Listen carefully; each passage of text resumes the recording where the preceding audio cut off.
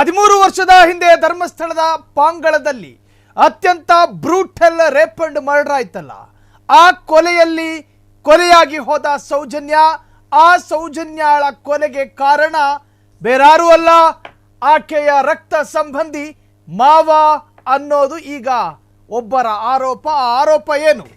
ಸೌಜನ್ಯ ಅತ್ಯಾಚಾರ ಕೊಲೆಗೆ ಅವರ ಮಾವನೇ ಕಾರಣ, ಬೇರಾರೂ ಅಲ್ಲ. ನಾವು ಹೇಳ್ತಿಲ್ಲ, ಸೌಜನ್ಯ ಪ್ರಕರಣಕ್ಕೆ ಸಿಕ್ತು ಹೊಸ ಮೆಗಾ ದೈತ್ಯ ಟ್ವಿಸ್ಟು. ವಿಠಲ್ ಗೌಡ ಕಡೆ ಬೆರಳು ತೋರಿದ ಸ್ನೇಹಮಯಿ ಕೃಷ್ಣ.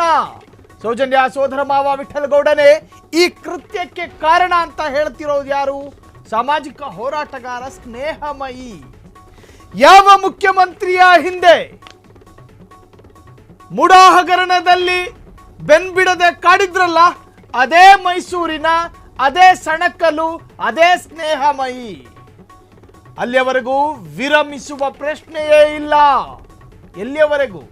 ಸಾಮಾಜಿಕ ಹೋರಾಟಗಾರ ಸ್ನೇಹಮಯಿ ಕೆಂಡದಂತ ಹೇಳಿಕೆ, ಕೆಂಡ ಇದು. ಕಳೆದ 13 ವರ್ಷದಿಂದ ಸೌಜನ್ಯ ಕೇಸ್ ಬಹಳಷ್ಟು ಚರ್ಚೆಯಾಗಿತ್ತು. ಸೌಜನ್ಯ ಅತ್ಯಾಚಾರ ಕೊಲೆಗೆ ಅವರ ಮಾವನೇ ಕಾರಣ. ಸೌಜನ್ಯ ಪ್ರಕರಣಕ್ಕೆ ಇದು ಅತ್ಯಂತ ದೈತ್ಯ twist. Soujanya rape and murder ಪ್ರಕರಣಕ್ಕೆ ಸಂಬಂಧಪಟ್ಟ ಹಾಗೆ ಎಷ್ಟೆಷ್ಟು ಚರ್ಚೆ, ಎಷ್ಟೆಷ್ಟು ಪ್ರತಿಭಟನೆ, ಎಷ್ಟೆಷ್ಟು ಹೋರಾಟ, ಅದೆಷ್ಟೋ ಚಳುವಳಿ, ಅದೆಷ್ಟೋ ಸತ್ಯಾಗ್ರಹ ನಡೆದು ಹೋಯಿತು. ಇಡೀ ಮಂಗಳೂರಿಗೆ ಬೆಂಕಿ ಬಿದ್ದಂತಾಗಿತ್ತು ಈ ಪ್ರಕರಣದಲ್ಲಿ. ಪೊಲೀಸರ ಹುಡುಕಾಟ ಎಷ್ಟು ನಡೆಯಿತು, ತನಿಖಾ ತಂಡಗಳು ಬಂದು ತನಿಖೆಯನ್ನ ಮಾಡಿತ್ತು.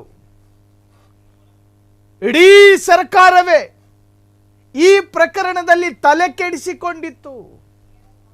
ಅದೇ ಪ್ರಕರಣ, 13 ವರ್ಷ ಕಳೆದಂತಹ ಪ್ರಕರಣ. ಆ ಹೆಣ್ಣು ಬಾಲೆಯನ್ನ ಅತ್ಯಂತ ಮೃಗೀಯವಾಗಿ ಕೊಂದು ಹಾಕಿದ್ರು. ಹಾಡ ಹಗಲೇ ನಡು ರಸ್ತೆಯಲ್ಲಿ ಸೀಳಿದ ಕುತ್ತಿಗೆಯೊಂದಿಗೆ, ಕಚ್ಚಲ್ಪಟ್ಟ ಎದೆ ಭಾಗದ ಒಂದಿಗೆ, ಮರಳು ತುಂಬಲ್ಪಟ್ಟ ಗುಪ್ತಾಂಗದೊಂದಿಗೆ ಆ ಹೆಣ್ಣು ಮಗಳು ಧರ್ಮಸ್ಥಳ ಅನ್ನೋ ಶ್ರದ್ಧಾ ಕೇಂದ್ರದ ನಿರ್ಜನ ಪ್ರದೇಶದಲ್ಲಿ ಅತ್ಯಂತ ಅನಾಥ ಹೆಣವಾಗಿ ಬಿದ್ದಿತ್ತು. ಆಕೆಯ ಮೃತ ದೇಹದ ಮೇಲೂ ಕೂಡ ನಾಯಿಗಳು ಕಚ್ಚಿರುವ ಗುರುತುಗಳು ಪತ್ತೆಯಾಗಿತ್ತು. ಒಂದು ಹೆಣ್ಣು ಮಗಳನ್ನ ಸಾಧ್ಯಾಂತವಾಗಿ ಅತ್ಯಂತ ಕಾಮ ಭಾವನೆಯಿಂದ ಎಷ್ಟು ಕ್ರೂರವಾಗಿ ಕಚ್ಚಬಹುದೋ ಆ ಎಲ್ಲ ಕ್ರೂರತೆಯೂ ಕೂಡ ಆ ದೇಹದ ಮೇಲೆ ಪ್ರಯೋಗ ಆಗಿತ್ತು. ಕಾಮುಕರ ಕಾಮದ ಅಟ್ಟಹಾಸ ಮಾತ್ರ ಆಗಿರಲಿಲ್ಲ, ಆ ಹೆಣ್ಣು ಮಗಳ ದೇಹವನ್ನ ಅತ್ಯಂತ ವಿಲಕ್ಷಣವಾಗಿ ಕಚ್ಚಲಾಗಿತ್ತು. ಆ ಕಚ್ಚಿರುವ ಭಾಗ ಇತ್ತಲ್ಲ, ನಾನು ನೀವು ತಾಯಿಯ ಎದೆ ಹಾಲನ್ನು ಕುಡಿದವರು, ಆ ಎದೆಯನ್ನೇ ಅತ್ಯಂತ ಬ್ರೂಟಲ್ ಆಗಿ ಕಚ್ಚಲಾಗಿತ್ತು. ಇಡೀ ಭಾರತವೇ ಬೆಚ್ಚಿಬಿದ್ದ ಪ್ರಕರಣ ಅದು. ಆ ಪ್ರಕರಣದ ಅಸಲಿ ವಾರಿಸುದಾರರು ಯಾರು ಅನ್ನೋದು ಈವರೆಗೂ ಕಗ್ಗಂಟು, ಬಿಡಿಸಲಾಗದ ಕಗ್ಗಂಟು. ಆ ನಾಯಿಗಳನ್ನ ಹಿಡಿಯೋದಕ್ಕೆ ಸಾಧ್ಯ ಆಗಲಿಲ್ಲ, ಕೇಂದ್ರದ ತನಿಖಾ ತಂಡಕ್ಕೂ ಸಾಧ್ಯ ಆಗಲಿಲ್ಲ, ನಮ್ಮ ರಾಜ್ಯದ ಸ್ಥಳೀಯ ಪೊಲೀಸರಿಗೂ ಸಾಧ್ಯ ಆಗಲಿಲ್ಲ. ಕಟ್ಟ ಕಡೆಯದಾಗಿ ಸರ್ಕಾರವೇ ರಚಿಸಿರುವಂತಹ SIT ಈಗ ತನಿಖೆ ಮಾಡ್ತಾ ಇರೋದು ಹೆಣಹೂತ ಪ್ರಕರಣ. ಆ ಹೆಣಹೂತ ಪ್ರಕರಣದ ವ್ಯಾಪ್ತಿಗೆ ಸೌಜನ್ಯ ಪ್ರಕರಣ ಬರೋದಿಲ್ಲ, ಆಭಾಸ ಅನ್ಕೋಬೇಡಿ. ಆದರೆ SIT ಪ್ರಕರಣ, ಅದರ ವ್ಯಾಪ್ತಿಗೆ ಸೌಜನ್ಯ ಪ್ರಕರಣ ಬರೋದಿಲ್ಲ. ಈಗ ಈ ಪ್ರಕರಣದಲ್ಲಿ ಮತ್ತೆ ಸುದ್ದಿಯಲ್ಲಿದ್ದಾರೆ ಸ್ನೇಹಮಯಿ ಕೃಷ್ಣ. ಮೂಡಾ ಆಯ್ತು, ಆ ಮೂಡಾ ಪ್ರಕರಣ ಯಾವ ಹಂತದಲ್ಲಿದೆ ಅನ್ನೋ ಮಾಹಿತಿ ನಿಮಗಿದೆ. ಮೂಡಾದಲ್ಲಿ ಏನೇನು ನಿರೀಕ್ಷೆ ಮಾಡಲು ಸಾಧ್ಯವಿಲ್ಲ ಎಂದರಿತ ಸ್ನೇಹಮಯಿ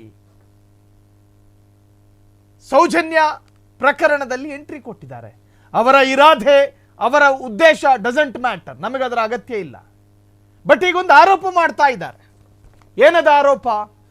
ಆಕೆಯನ್ನ ಕೊಂದು ತಿಂದವರು ಬೇರಾರು ಅಲ್ಲ, ಸ್ವಂತ ರಕ್ತ ಸಂಬಂಧಿ ಅಂತ ಹೇಳ್ತಾರೆ. ಅದೇನು ನಿರ್ಭಯ, ಅದೇನು ನಿರಾತಂಕ ಸಣಕಲು ಮನುಷ್ಯನಿಗೆ. ಯಾವ ದಾಖಲೆ ಇಟ್ಕೊಂಡು ಹೇಳ್ತಿದಾರ ಗೊತ್ತಿಲ್ಲ. ಯಾವ ದಾಖಲೆಯನ್ನ ಇಟ್ಟುಕೊಂಡು ಸ್ನೇಹಮಯಿ ಈ ತರಹದ ಆರೋಪವನ್ನು ಮಾಡ್ತಿದ್ದಾರೋ ಗೊತ್ತಿಲ್ಲ.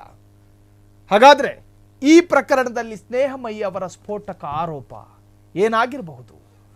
ಎಸ್, ಹಾಗಾದ್ರೆ ಸ್ನೇಹಮಯಿ ಬೆಂಕಿಯಂತಹ ಒಂದು ತರಹದ ಸಿಡಿ ಲಬ್ಬರದ ಆರೋಪವನ್ನು ಮಾಡ್ತಿರೋದು ಯಾಕೆ ಸ್ವಂತ ಮಾವನ ಮೇಲೆ ಅವರು ಸಂದೇಹವನ್ನು ವ್ಯಕ್ತಪಡಿಸ್ತಿದ್ದಾರೆ? ಇನ್ನೂ ಗೌಪ್ಯ. ಈಗಾಗಲೇ ದೂರು ಕೂಡ ದಾಖಲು ಮಾಡಿದ್ದಾರೆ. ಸ್ನೇಹಮಯಿ ದೂರು SIT ಇನ್ನೆಷ್ಟು ಗಂಭೀರವಾಗಿ ಪರಿಗಣಿಸಿಕೊಳ್ಳುತ್ತೋ ಡೆವಲಪ್ಮೆಂಟ್ ಅನ್ನ ಕಾದು ತಿಳಿಯೋಣ. ಕ್ಷಣ ಕ್ಷಣದ ಸುದ್ದಿಗಳಿಗಾಗಿ ಫ್ರೀಡಂ ಟಿವಿ ಸಬ್ಸ್ಕ್ರೈಬ್ ಮಾಡಿ, ಲೈಕ್ ಮಾಡಿ ಹಾಗೂ ಫಾಲೋ ಮಾಡಿ. ಹೊಸ ಸುದ್ದಿಗಳ ನೋಟಿಫಿಕೇಶನ್ಗಾಗಿ ಬೆಲ್ ಐಕಾನ್ ಮೇಲೆ ಕ್ಲಿಕ್ ಮಾಡಿ.